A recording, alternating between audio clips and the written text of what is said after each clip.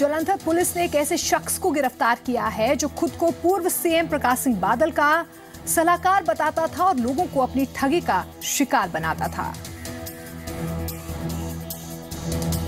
आरोपी खुद को पूर्व सीएम प्रकाश सिंह बादल का करीबी बताकर लोगों को नौकरी दिलाने का झांसा देकर ठगी को अंजाम देता था। मुंह छिपाए पुलिस की गिरफ्त में खड़े इस शख्स का नाम रचपाल है। दिमाग बेहद शातिर, पुलिस में भर्ती करवाने और विदेश भेजने के नाम पर ठगी करने में मास्टरी। ये अपनी गैंग का सरगना है। इतना ही नहीं, ये पूर्व मुख्यमंत्री प्रकाश सिंह बादल का खुद को सलाहकार बताता है और लोगों से लाखों रुपए ठगता है। लेकिन अब ये पुलिस की गिरफ्त में आ चुका है। सीएम साहब का मुख्य सलाहकार दसदा हुंदा सी ते लोकां नूं कहंदा सीगा कि मैं थानूं पुलिस विच थानेदार भर्ती करवा देना हाँ या विदेश भेज देना हाँ, पर इन्हें ना तो किसी ने पुलिस दे विच एएसए भर्ती कराया अते ना ही किसी ने विदेश भेजा। जो इस सरगने नूं असीं अज रछपाल सिंह नूं गिरफ्तार किया है, जिसने भोले भाले लोगों नाल लाखों रुपए की ठगी मारी है। इस गैंग के एक और सदस्य मलकीत सिंह को पुलिस पहले ही हिरासत में ले चुकी है, जबकि दो महिलाएं जसविंदर कौर और कुलविंदर कौर फरार हैं। आरोप है कि ये दोनों महिलाएं आरोपियों के साथ मिलकर जाली कागजात तैयार करवाती थी। ਜਿਹੜੀਆਂ दो औरतें हैं, कुलविंदर कौर एक रेखा तो जसविंदर कौर जो इसकी वाइफ है, वो मुकदमे च हजे लोड़ींदियां ने, उन्होंने भी छेती गिरफ्तार किया जाएगा। ठगी करने वाला गिरोह लोगों को विदेश भेजने के नाम और पुलिस में भर्ती कराने के नाम पर लोगों से पैसे ऐंठता था। जालंधर से राजीव अद्वा, जी मीडिया। दिल्ली पुलिस के क्राइम ब्रांच ने खालिस्तान कमांडो फोर्स के संदिग्ध आतंकी गुरसेवक सिंह उर्फ बाबला को गिरफ्तार किया। दिल्ली पुलिस की क्राइम ब्रांच ने खालिस्तान कमांडो फोर्स का आतंकी गुरसेवक सिंह को गिरफ्तार किया है। दिल्ली क्राइम ब्रांच ने बड़ी कामयाबी हासिल करते हुए खालिस्तान कमांडो फोर्स के कथित आतंकी गुरसेवक सिंह उर्फ बबला को गिरफ्तार कर लिया। गुरसेवक सिंह को पुलिस ने नेशनल हाईवे 8 के राजौरी से गिरफ्तार किया। गुरसेवक के पास से पिस्तौल बरामद की गई है। दिल्ली पुलिस की क्राइम ब्रांच ने एक एक्स मिलिटेंट जो खालिस्तान कमांडो फोर्स से ताल्लुक रखता है, जिसका नाम गुरसेवक इलियस बाबला, 51 साल की उम्र है और ये डिस्ट्रिक्ट लुधियाना पंजाब का मूल रूप से निवासी है। इसको हमने एक सूचना के आधार पर गिरफ्तार किया है और इसके पास से एक हमें पिस्टल .302 बोर का पिस्टल और साथ में कुछ राउंड्स बरामद हुए हैं। दिल्ली पुलिस पहले भी कई मामलों में गुरसेवक को गिरफ्तार कर चुकी है। पुलिस के मुताबिक वो दिल्ली के क्रिमिनल्स के संपर्क में था। आतंकी गतिविधियों समेत मर्डर और लूट जैसे 75 मामलों में पुलिस को उसकी तलाश थी। तो दिल्ली पुलिस ने पहले भी 3 मामलों में गिरफ्तार किया है। एक 1998 में जब ये आरडीएक्स के साथ, बड़ी मात्रा में आरडीएक्स के साथ कुछ और अपने स्टेट के साथ पकड़ा गया था, तब क्राइम ब्रांच ने अरेस्ट किया था। उसके बाद फिर 2003 में स्पेशल सेल में इसको एक रॉबरी के केस में गिरफ्तार किया था और उसके बाद ये गिरफ्त से फरार हो गया था और अभी स्पेशल सेल का ये पीओ है, प्रोक्लेम्ड ऑफेंडर है, जो कि पिछले कई दिनों से फरार चल रहा है और पकड़ा नहीं गया था। इसी को जब ये यहाँ पे दिल्ली में कुछ क्रिमिनल एक्टिविटीज के सिलसिले में कुछ दिल्ली के क्रिमिनल से संपर्क करने की तलाश में था, एक सूचना के आधार पे हमारी क्राइम ब्रांच की टीम ने इसको गिरफ्तार किया है। पहले भी गुरसेवक सिंह की 3 मामलों में गिरफ्तारी हो चुकी है। गुरसेवक सिंह पर लूट, हत्या समेत 75 मामले चल रहे हैं। कैमरामैन सौरभ के साथ पंकज कुपाही, जी मीडिया, दिल्ली। हमीरपुर की भौरन सीट पर होने वाले उपचुनाव के लिए नामांकन दाखिल करने का आज आखिरी दिन था। कांग्रेस उम्मीदवार प्रमिला देवी ने अपना नामांकन भर जीत का दावा किया। भोरंज विधानसभा उपचुनाव में प्रमिला देवी का सीधा मुकाबला बीजेपी के डॉक्टर अनिल धीमान से है। हिमाचल की भोरंज विधानसभा सीट पर कांग्रेस प्रत्याशी प्रमिला देवी ने नामांकन दाखिल कर दिया है। इस मौके पर उनके साथ पीएम वीरभद्र सिंह, प्रदेश कांग्रेस अध्यक्ष सुखविंदर सिंह सुक्खू, उद्योग मंत्री मुकेश अग्निहोत्री सहित कई कांग्रेसी कार्यकर्ता मौजूद रहे। प्रमिला देवी ने भारी मतों से जीत दर्ज करने का दावा ठोका है। और मेरे ऊपर पार्टी ने विश्वास किया है। मैं 100% जो है दावे से कहती हूँ कि गरीब जनता ही मुझे जिताएगी। इस मौके पर सीएम वीरभद्र सिंह ने भोरंज सीट के उपचुनाव में बड़ी जीत दर्ज करने का दावा किया। साथ ही कांग्रेस में गुटबाजी की खबरों को खारिज कर दिया। वहीं टिकट फेरबदल को लेकर सुक्खू का कहना था कि इस बाबत मुख्यमंत्री ही बता सकते हैं। हम क्षेत्रवाद जातिवाद में विश्वास नहीं करते। हमारे लिए सारा हिमाचल एक है और हिमाचल प्रदेश के प्रत्येक अंग को जो है आगे बढ़ना है, उसकी विकास करना है।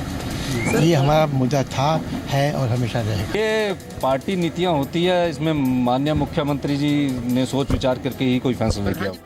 भोरंज विधानसभा सीट पर कांग्रेस 27 साल से हार का मुंह देख रही है। ऐसे में पार्टी के सामने उपचुनाव में जीत का सूखा खत्म करने की चुनौती रहेगी। भोरंज विधानसभा सीट पूर्व शिक्षा मंत्री ID धीमान के निधन के बाद खाली हुई है, जो बीजेपी से लगातार जीत दर्ज करते आए थे। हमीरपुर से अरविंदर सिंह, जी मीडिया। भोरंज उपचुनाव में आज कांग्रेस उम्मीदवार प्रोमिला देवी ने नामांकन भरने के साथ ही प्रचार अभियान की भी शुरुआत कर दी। शंभू के ताल में कांग्रेस ने रैली का आयोजन किया। हिमाचल कांग्रेस अध्यक्ष सुखविंदर सिंह का दावा है कि बीजेपी ने पूर्व सीएम प्रेम कुमार धूमल को मार्गदर्शक मंडली में डालने की तैयारी कर ली है। हमीरपुर के भोरंज में प्रदेश कांग्रेस ने रैली करके प्रोमिला देवी के समर्थन में माहौल बनाने की कोशिश की। इस रैली के दौरान कांग्रेस उम्मीदवार प्रोमिला देवी ने बीजेपी पर महिला वर्ग की अनदेखी और परिवारवाद को बढ़ावा देने का आरोप जड़ा, जबकि सीएम वीरभद्र सिंह ने क्षेत्रवाद के मुद्दे पर पूर्व सीएम प्रेम कुमार धूमल को खरी खरी सुनाई। अनिल दीवान जी को प्रत्याशी बना दिया बीजेपी ने। क्या यहाँ कोई गरीब या महिला नहीं थी? हमारी कांग्रेस पार्टी ने महिला के प्रति अपनी सोच जो है वो साफ रखी। हिमाचल के इतने वर्ष हो गए बन के, आज भी जब न्याय प्राणी की हिमाचल की बात करें, क्षेत्रवाद की बात करें, निचले और ऊपर के पहाड़ की बात करें, इससे बड़ी शर्मनाक बात कोई दूसरी हो नहीं सकती है। ये बात हमें हमेशा याद रखनी चाहिए। उधर रैली में शिरकत कर रहे प्रदेश कांग्रेस अध्यक्ष सुखविंदर सिंह सुक्खू ने पूर्व सीएम प्रेम कुमार धूमल पर करारा हमला बोला। उन्होंने कहा कि प्रेम कुमार धूमल की सियासत आखिरी दौर में है। जब मौका था तब दिया कुछ नहीं, अब वो अपने जीवन का अंतिम संघर्ष कर रहे हैं। गुजरात के मुख्यमंत्री का इस्तीफा ले सकते हैं, शांता कुमार, लाल कृष्ण आडवाणी, मुरली मनोहर जोशी सबको मार्गदर्शक में डाल सकते हैं, तो धूमल साहब का नंबर भी मार्गदर्शक मंडल के लिए आ चुका है। परिवारवाद और क्षेत्रवाद को बढ़ावा देने के आरोप जड़ते हुए कांग्रेस ने बीजेपी को उसके गढ़ में घेरने की चाल चल दी है। हमीरपुर से अरविंदर सिंह के साथ मोहित प्रेम शर्मा, जी मीडिया, शिमला। हिमाचल के राजभवन में आयोजित सेमिनार में जल संरक्षण पर जोर दिया गया और साथ ही रासायनिक खादों के कम से कम इस्तेमाल का संदेश दिया गया। हिमाचल के राज्यपाल आचार्य देवव्रत ने सूबे की जनता से जल संरक्षण के प्रति ध्यान देने की अपील की है।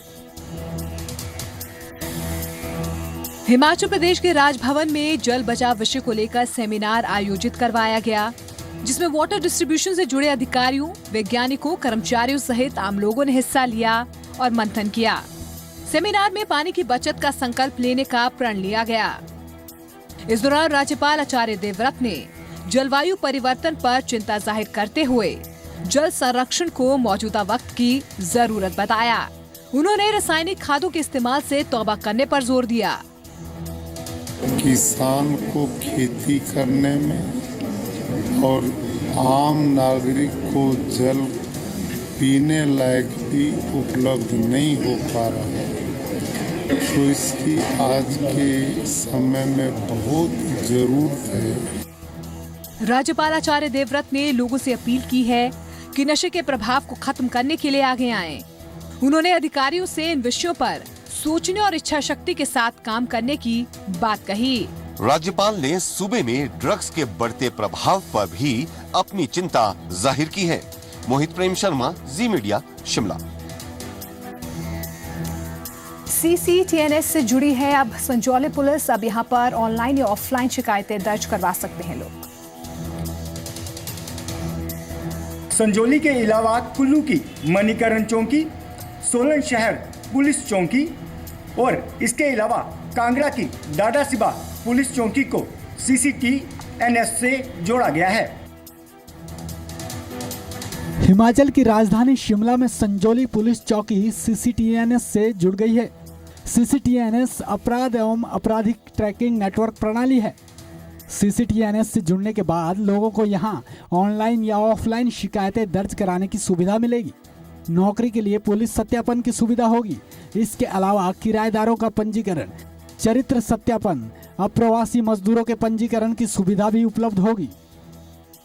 DGP संजय कुमार ने बताया कि भविष्य में प्रदेश की सभी पुलिस चौकियों को CCTNS प्रणाली से जोड़ा जाएगा।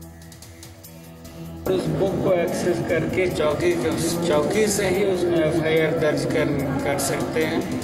उसके बाद उसका फॉलोअप भी वहाँ से कर सकते हैं, रजिस्टर में एंट्री कर सकते हैं, या जो पब्लिक रिलेटेड और भी हैं जैसे उनके कंप्लेंट्स होते हैं, पब्लिक पोर्टल्स के जो यूज़ हैं उस तरह के बारे में और उनका स्टेटस जानने के लिए वो इस फैसिलिटी को यूज कर सकते हैं। पुलिस महानिदेशक संजय कुमार ने कहा कि राष्ट्रीय ई-गवर्नेंस योजना के अंतर्गत यह एक मिशन मोड परियोजना है, जिससे पुलिस विभाग की कार्यक्षमता बढ़ाने और पारदर्शिता लाने की कोशिश है। इस सुविधा के शुरू होने से कानून व्यवस्था को और मजबूत करने में मदद मिलने की उम्मीद है। शिमला से मोहित प्रेम शर्मा के साथ अजय महाजन, जी मीडिया। यूपी के CM योगी आदित्यनाथ ने आज दिल्ली में प्रधानमंत्री नरेंद्र मोदी से मुलाकात की है। योगी ने कई केंद्रीय मंत्रियों से भी मुलाकात की। साफ है कि पीएम का यूपी पर खास ध्यान है और इसलिए उन्होंने सख्त छवि वाले योगी को CM चुना और योगी भी पीएम के सपने को साकार करने में कोई कसर नहीं छोड़ना चाहते हैं। योगी CM बनने के बाद अपने पहले ही दिल्ली दौरे में पीएम से मिलकर उन्हें जमीनी हकीकत की जानकारी दी। CM बनने के बाद पहली बार दिल्ली पहुंचे योगी आदित्यनाथ ने पीएम मोदी से मुलाकात में कई अहम मुद्दों पर बात की। पीएम मोदी से मिलने के बाद योगी आदित्यनाथ गृह मंत्री राजनाथ सिंह से मिलने पहुंचे। गृह मंत्री ने योगी को मिठाई खिलाकर स्वागत किया। केंद्रीय वित्त मंत्री अरुण जेटली से भी योगी आदित्यनाथ ने मुलाकात की। सूत्रों के मुताबिक जेटली ने योगी को किसानों की कर्ज माफी में सहयोग का भरोसा दिया। जेटली ने योगी को कानून व्यवस्था और इंफ्रास्ट्रक्चर पर ध्यान देने की सलाह भी दी। योगी ने राष्ट्रपति प्रणब मुखर्जी से भी मुलाकात की। योगी बीजेपी अध्यक्ष अमित शाह से मिलने उनके घर पहुंचे। यूपी में मंत्रालयों के बंटवारे को लेकर योगी ने अमित शाह से चर्चा की। वित्त मंत्री अरुण जेटली ने किसानों की कर्ज माफी और अन्य योजनाओं से संबंधित पीएम के वादे को पूरा करने में योगी को पूरे मदद का भरोसा दिया। जेटली ने योगी को कानून व्यवस्था और इंफ्रास्ट्रक्चर पर ध्यान देने की सलाह भी दी। साथ ही केंद्रीय योजनाओं को सही तरीके से लागू करने की बात भी कही। रविंद्र कुमार, जी मीडिया, दिल्ली। योगी पीएम से तो मिले ही उस संसद में भी पहुंचे जो 1998 से उनकी कर्मभूमि है। जैसे ही वो लोकसभा पहुंचे, स्पीकर सुमित्रा महाजन ने उनका स्वागत किया। श्री योगी आदित्यनाथ जी, मुख्यमंत्री के नाते आपका स्वागत है, लेकिन सदन के सदस्य के नाते आज आप इस विषय पर। आदित्यनाथ योगी ने इसके बाद संसद को संबोधित किया। आप उत्तर प्रदेश में आए, स्वागत होगा आप सबका। उत्तर प्रदेश आदरणीय प्रधानमंत्री जी के सपनों का प्रदेश होगा, देश का उत्कृष्ट प्रदेश होगा, भ्रष्टाचार मुक्त प्रदेश होगा, दंगों से मुक्त प्रदेश होगा, अराजकता और गुंडागिर्दी से मुक्त प्रदेश होगा और उत्तर प्रदेश में हम विकास का एक ऐसा मॉडल देंगे कि उत्तर प्रदेश के नौजवानों को पलायन नहीं करना पड़ेगा। इतना ही नहीं, योगी ने यूपी को विकास के रास्ते पर ले जाने के लिए पीएम मोदी की तारीफ भी की। माननीय प्रधानमंत्री जी ने गोरखपुर को एम्स दिया और एम्स जैसा चिकित्सा संस्थान गोरखपुर में आज कार्य उसका प्रारंभ हो रहा है। लेकिन मुझे बड़े दुख के साथ कहना पड़ता है कि 2.5 वर्ष में 2.5 लाख करोड़ रुपए केंद्र की मोदी सरकार ने उत्तर प्रदेश को दिए, लेकिन इस दौरान मात्र 78,000 करोड़ रुपए ही उत्तर प्रदेश के अंदर व्यय हो पाए हैं। मैं पूरे सदन को आमंत्रित करूंगा कि वह उत्तर प्रदेश में आए और उत्तर प्रदेश में आप देखते रहिए बहुत कुछ बंदी होने जा रही है वहां।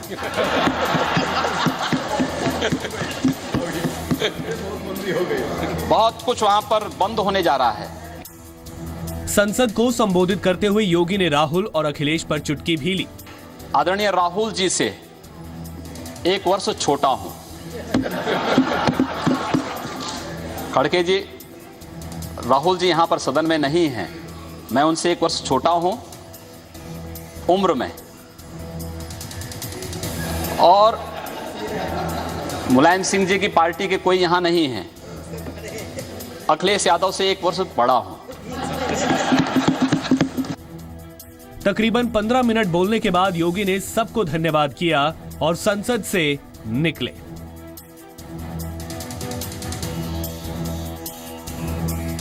राम जन्मभूमि बाबरी मस्जिद विवाद पर सुप्रीम कोर्ट ने अहम टिप्पणी करते हुए मामले को आपस में बैठकर सुलझाने का सुझाव दिया। कलराज सर, जिस तरह से सुप्रीम कोर्ट ने कहा, आपको लगता है कि अब राम मंदिर बनने की दिशा में और आगे बढ़ सकते हैं? मुझे ये पूरा विश्वास हो गया है कि सुप्रीम कोर्ट ने स्वाभाविक रूप से जो दोनों पक्ष हैं उनको साथ में मिल बैठ करके सहमति बनाने की बात की है। ये बड़ा सकारात्मक दिशा में दिया गया सुझाव है। अयोध्या मामले पर कोर्ट ने दोनों पक्षों से आपस में सुलह करने का सुझाव दिया है। चीफ जस्टिस खेहर ने अपनी टिप्पणी में कहा कि आप चाहें तो मैं इस मामले की मध्यस्थता कर सकता हूं। चीफ जस्टिस खेहर ने कहा, अयोध्या का मसला संवेदनशील है, सारे पक्षकार एक साथ बैठकर विवाद सुलझाएं तो बेहतर। मैं मामले की मध्यस्थता करने को तैयार हूं। अगर मुझे नहीं चाहते तो किसी और न्यायिक अधिकारी को मध्यस्थ बना सकते हैं। सिरसा के जेसीडी विद्यापीठ के बाहर 2 गुटों में खूनी संघर्ष हुआ है, जिसमें गोली लगने से एक छात्र घायल हो गया। तेजधार हथियारों और बंदूक से हमलावर छात्र बाइक और कार पर सवार होकर आए थे। सिरसा के बरनाला रोड पर जेसीडी विद्यापीठ के बाहर 2 छात्र गुटों में खूनी झड़प हो गई। इस दौरान छात्रों ने एक दूसरे पर फायरिंग की, जिसमें 2 युवक गंभीर रूप से घायल हो गए। घटना के बाद से जेसीडी के पास अफरा तफरी का माहौल है। घायलों को सिरसा के सरकारी और निजी अस्पतालों में भर्ती कराया गया है। अंदर से बाहर आ रहा था गेट के सामने, तो कुछ 15-20 लड़के थे, आपस में जोर जोर से आवाज़ें कर रहे थे, लड़ाई झगड़ा होने की खबर थी। तो आपस में जब मैं पास पहुंचा तो इतने में कुछ लठों से भी मार रहे थे उनको, और एकदम अचानक गोली सुनने की आवाज़ आई। तो उसमें एक को तो पेट में गोली लगी है और एक में कुछ छर्रे वगैरह लगे, उसके 2 घायल हो गए उसमें। पुलिस ने पुरानी रंजिश को खूनी संघर्ष की वजह बताया है। कुछ आपराधिक पृष्ठभूमि के लोग भी इसमें शामिल बताए जा रहे हैं। आर्मी ने जालंधर कैंट में एक फ्लैश शो का आयोजन किया, जिसे देखने के लिए दूर दूर से लोग पहुंचे। जालंधर कैंट में आर्मी की तरफ से आयोजित 76वें फ्लावर शो को देखने के लिए लोग दूर दूर से पहुंचे। हरदम जान हथेली पर रखकर दुश्मन से लोहा लेने को तैयार रहने वाले जवानों को जितना लगाव हथियारों से है, उतना ही प्यार फूलों से भी। इसकी एक उदाहरण जालंधर कैंट के जवाहर गार्डन में देखने को मिली। यहाँ कैंटोनमेंट बोर्ड और स्टेशन हेडक्वार्टर की तरफ से फ्लावर शो आयोजित किया गया, जिसका उद्घाटन मेजर जनरल संजीव बजाज और अंजू बजाज ने किया। Very happy to be here for this flower show. It has been organized exceptionally well, and my message would be that we should always admire nature and we should try to keep whichever area, wherever we stay in, neat and clean and beautify it. 76वें flower show को देखने के लिए दूर दूर से लोग पहुंचे। चारों तरफ से खुद को फूलों से घिरा पाकर लोग खासे खुश नजर आए। उन्होंने आर्मी के इस कदम की जमकर सराहना की है। अंबाला में भारत केसरी दंगल का आयोजन किया गया। भारत केसरी दंगल 3 दिन तक चलेगा। 3 दिनों तक चलने वाले भारत केसरी दंगल में लगभग 160 मुकाबले होंगे। समापन समारोह में सूबे के सीएम मनोहर लाल शिरकत करेंगे। अंबाला कैंट में पहलवान भारत केसरी दंगल में दो हाथ कर रहे हैं। छावनी के वॉर हीरोज मेमोरियल स्टेडियम में अमर शहीद राजगुरु भगत सिंह सुखदेव के शहीदी दिवस के मद्देनजर दंगल का आयोजन किया गया है। शुरुआत में हरियाणा और महाराष्ट्र की टीमों के बीच मुकाबले हुए, जिसमें साफ तौर पर हरियाणा का दबदबा देखने को मिला। आगे क्या लक्ष्य है आपका? ओलंपिक आने वाले 2020 में। अभी पापा ने 2020 की ट्रेनिंग स्टार्ट करवा रखी है। वैसे कॉमनवेल्थ गेम्स हैं, जैसे हमारे चैंपियंस आती है, लेकिन मेन टारगेट हमारा ओलंपिक में गोल्ड ही है। मौसम खत्री पिछली बार भारत केसरी दंगल के विजेता रहे हैं और इस बार भी लय में नजर आ रहे हैं। मौसम ने केसरी दंगल की आयोजन की तारीफ की है। और अब जाते जाते देखिए मौसम का हाल। मैदानी शहरों में गर्मी ने अपना रुख दिखाना शुरू कर दिया है। गुरुग्राम का अधिकतम पारा 34 डिग्री सेल्सियस तक पहुंच गया है। वहीं पंजाब के बड़े शहरों का तापमान भी तेजी से बढ़ा है। दिल्ली में अधिकतम तापमान 32 डिग्री सेल्सियस दर्ज हुआ है, जबकि चंडीगढ़ का तापमान 30 डिग्री सेल्सियस पर पहुंच गया। वहीं गुरुग्राम में पारा 32 डिग्री सेल्सियस रिकॉर्ड किया गया है। हिसार का तापमान 34 डिग्री सेल्सियस रहा। पंजाब की बात करें तो लुधियाना में अधिकतम तापमान 30 डिग्री सेल्सियस रहा। पटियाला और बठिंडा में 31 डिग्री सेल्सियस पारा रिकॉर्ड हुआ है। वहीं अमृतसर का तापमान 32 डिग्री दर्ज हुआ है। उधर हिमाचल के मनाली में 15 और शिमला में 19 डिग्री सेल्सियस पारा नोट किया गया। धर्मशाला में अधिकतम तापमान 20 डिग्री सेल्सियस पर पहुंच गया। वहीं जम्मू कश्मीर की राजधानी श्रीनगर में पारा 15 डिग्री सेल्सियस रिकॉर्ड किया गया है। पहाड़ी शहरों में सबसे ज्यादा तेजी से धर्मशाला का पारा चढ़ा है। यहाँ अधिकतम तापमान 30 डिग्री सेल्सियस तक पहुँच गया है। ब्यूरो रिपोर्ट, जी मीडिया।